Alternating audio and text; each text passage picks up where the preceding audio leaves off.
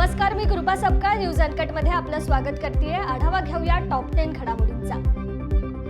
सिल्लोड येथील इंद्रराज महाविद्यालय आणि अखिल भारतीय इतिहास संकलन योजना संलग्नित इतिहास संकलन संस्था महाराष्ट्र यांच्या संयुक्त विद्यमाने व भारतीय इतिहास संशोधन परिषद नवी दिल्ली प्रायोजित इतिहास विषयाच्या 2 दिवसीय राष्ट्रीय परिषदेचे उद्घाटन माजी विभागीय आयुक्त डॉक्टर भास्कर मुंडे यांच्या हस्ते करण्यात आले।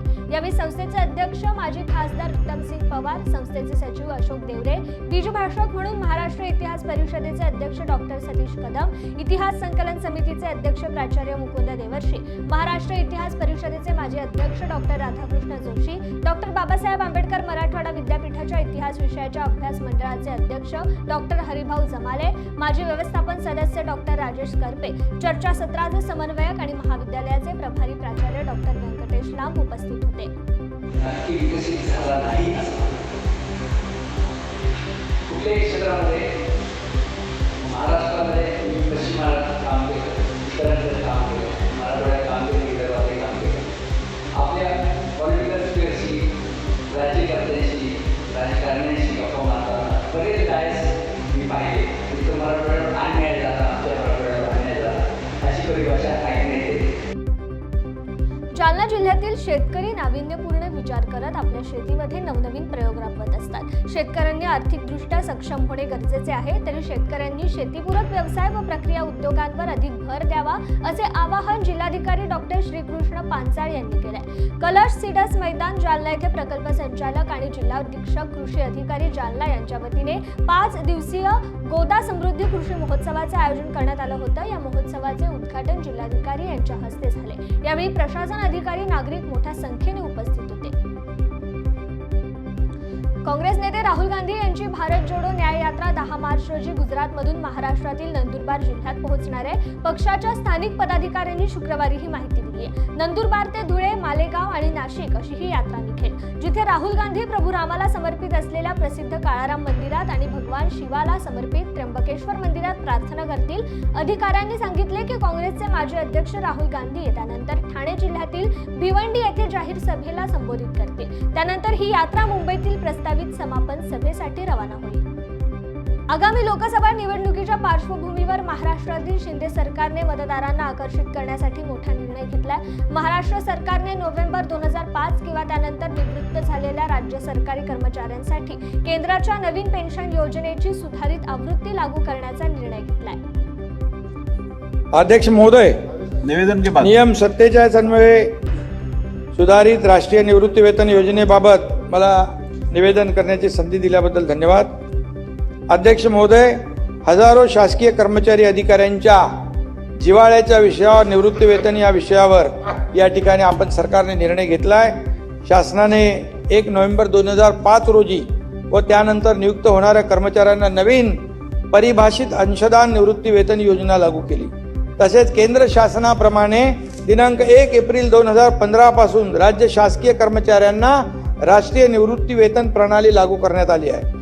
या आर्थिक वर्षात राज्यामध्ये राज्य सरकारी कर्मचारी तसेच राज्य स्वायत्त संस्थेतील कर्मचारी यांची संख्या 13,15,50,000, यामध्ये राष्ट्रीय निवृत्ती वेतन प्रणाली लागू असणारे कर्मचारी 8,27,000 इतके आहेत।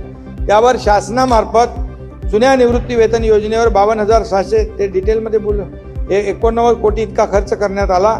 त्याबरोबर राष्ट्रीय निवृत्ती वेतन प्रणाली अंतर्गत शासनाचा हिस्सा 7,686 कोटी रुपये इतका आहे। याशिवाय एकूण वेतनावरील खर्च 1,27,544 कोटी इतका आहे आणि वयोमानानुसार निवृत्ती स्वीकारावी लागते। त्यामुळे निवृत्ती वेतन हाच अनेकांसाठी जगण्याचा आधार ठरतो। निकृष्ट दर्जाचे जेवण खाऊन 10 मुलांना विषबाधा झाल्याची घटना मंगळवारी घडली। त्याची चौकशी होते ना होते तोच स्तनदा माता पोषण आहार निकृष्ट दर्जाचे आले असल्याची घटना आज समोर आली आहे। यामुळे स्तनदा मातेच्या आरोग्याची काळजी घेण्यासाठी देण्यात आलेल्या निकृष्ट आहारावर प्रश्नचिन्ह निर्माण झालाय। अकोट तालुक्यातील स्तनदा माता पोषण आहारामध्ये येणाऱ्या गव्हाच्या पॅकेटमध्ये बुरशी आणि जाळे लागलेले गहू आल्यामुळे सगळीकडे खळबळ उडाली आहे। अकोट तालुक्यामधील पनोरी आणि कुटासा गावातील एका अंगणवाडी वाहनांमधून हे गहू वितरित करण्यात आले होते. लाभार्थ्यांनी गहू घरी आणून पॅकेट उघडल्यावर मात्र गव्हाला दुर्गंधी सुटली होती. गहू असलेल्या पॅकेटमध्ये बुरशी आणि जाळे लागलेले असल्याने पोषण आहाराचा दर्जा इतका निकृष्ट कसा असा सवाल उपस्थित झालाय.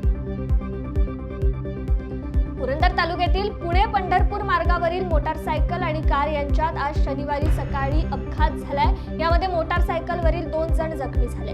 यातील एकाची प्रकृती गंभीर असल्याची माहिती प्रत्यक्षदर्शी लोकांनी दिली असून अपघातानंतर नीरा येथे पोलिसांनी तातडीने घटनास्थळी धाव घेत जखमींना उपचारासाठी जेजुरी येथील ग्रामीण रुग्णालयात पाठवलंय. पोलिसांनी तातडीने अपघातग्रस्त वाहने रस्त्यातून बाजूला घेत वाहतूक सुरळीत केली. जालन्यात 29 फेब्रुवारी रोजी 24 बाळ जन्माला आली आहेत. यात 16 बाळांची नॉर्मल तर 8 बाळांची सिझेरियन पद्धतीने डिलिव्हरी झाली असून 11 मुले तर 13 मुलींचा यात समावेश आहे. 29 फेब्रुवारी या दुर्मिळ तारखेमुळे बाळांच्या नातेवाईकांच्या मिश्र भावना पाहायला मिळाल्या. त्यात काहींना आनंद झाला तर काहींना काळजी वाटत होती की त्यांच्या बाळांचा वाढदिवस हा 4 वर्षांतूनच एकदा येईल. दरम्यान बाळाच्या जन्माची तारीख महत्त्वाची नसून आई आणि बाळ हे सुखरूप असणं महत्त्वाचे आहे असं मत यावेळी वैद्यकीय अधिकारी यांनी मांडलंय.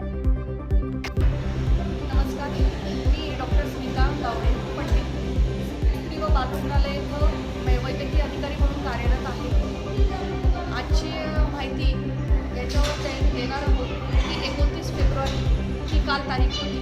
29 फेब्रुवारी ही 4 वर्षातून एकदा तारीख येते, कारण लीप इयर हे 4 वर्षातून एकदा येतं. कालच्या 29 फेब्रुवारीला आमच्या हॉस्पिटलमध्ये टोटल 24 नवीन बाळे जन्माला आली. त्याच्यामध्ये 16 नॉर्मल डिलिव्हरी आणि 8 सीझर झालेले आहेत. तर सर्व बाळं आणि आई सुखरूप आहेत.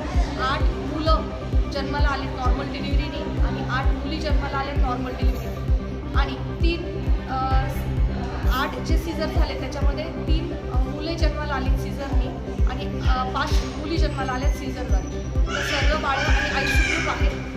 तर ह्या कालच्या घटनेत रुग्णांच्या मिश्र भावना होत्या. काहींना असं वाटत होतं की आपल्या बाळाचा वाढदिवस 4 वर्षातून एकदा येईल, तर काहींना खूप आनंद होत होता की आमच्या बाळाचा वाढदिवस युनिक आहे 29 फेब्रुवारी. पण तारीख महत्त्वाची नाही आहे. बाळ आणि आई हे सुखरूप असणं महत्त्वाचं आहे. डिलिव्हरीमध्ये तेच महत्त्वाचं असतं की आई आणि बाळ सुखरूप असावे. धन्यवाद. रायगडमधील खरवली काळीज ग्रुप ग्रामपंचायतचे विद्यमान सरपंच चैतन्य महामुंडकर यांच्या 50व्या वाढदिवसाचे औचित्य साधून रक्तदान शिबिराचं आयोजन करण्यात आलं होतं. सरपंच महामुंडकर हे उद्धव बाळासाहेब ठाकरे गटाच्या स्नेहल आणि हनुमंत जगताप यांचे अगदी जवळचे निकटवर्तीय म्हणून ओळखले जातात. शिंदे गटाच्या उमेदवाराचा पराभव करून ते थेट सरपंचपदी निवडून आले होते. आयोजित शिबिरात 21 रक्तदात्यांनी रक्तदान केले असून जनकल्याण रक्तकेंद्र महाड संस्थेकडून त्यांना प्रमाणपत्र देण्यात आले. यावेळी त्यांनी शुभेच्छा देण्यासाठी असंख्य कार्यकर्ते उपस्थित होते. जालन्याच्या घनसावंगी तालुक्यात अपुऱ्या पावसामुळे अनेक गावात तीव्र पाणी टंचाई निर्माण झाली आहे. टंचाईग्रस्त गावांना पाणी पुरवठा करण्यासाठी प्रशासनाकडून अद्यापही हालचाली सुरू न झाल्याने समृद्धी कारखान्याचे चेअरमन सतीश घाटगे यांनी समृद्धी कारखान्यामार्फत गुरुवारी 10 पाण्याचे टँकर सुरू केले. यामुळे परिसरातील टंचाईग्रस्त गावांना मोठा दिलासा मिळालाय. या मदतीबद्दल गावकऱ्यांनी सतीश घाटगे यांचे आभार मानले. सर्व पक्षाला संपवून एकट्या भाजपला जिवंत राहायचे आहे का असा सवाल शिवसेनेचे नेते रामदास कदम यांनी केलाय. रत्नागिरी सिंधुदुर्ग लोकसभा मतदारसंघाच्या जागेवर रामदास कदम यांनी भाजपावर टीका केली आहे. लोकसभा निवडणुकीचे बिगुल केव्हाही वाजू शकते. या पार्श्वभूमीवर सर्व पक्षांच्या जागा वाटपाची चर्चा अंतिम टप्प्यात आली आहे. रत्नागिरी सिंधुदुर्ग लोकसभा मतदारसंघाची जागा भाजपची आहे असा दावा माजी केंद्रीय मंत्री नारायण राणे यांनी केला. यामुळे रत्नागिरी सिंधुदुर्ग लोकसभा मतदारसंघाच्या जागेवर भाजपा शिवसेनेत रस्सीखेच सुरू आहे. टॉप 10 मध्ये इथेच थांबूयात. पाहत रहा न्यूज अँड कट. धन्यवाद.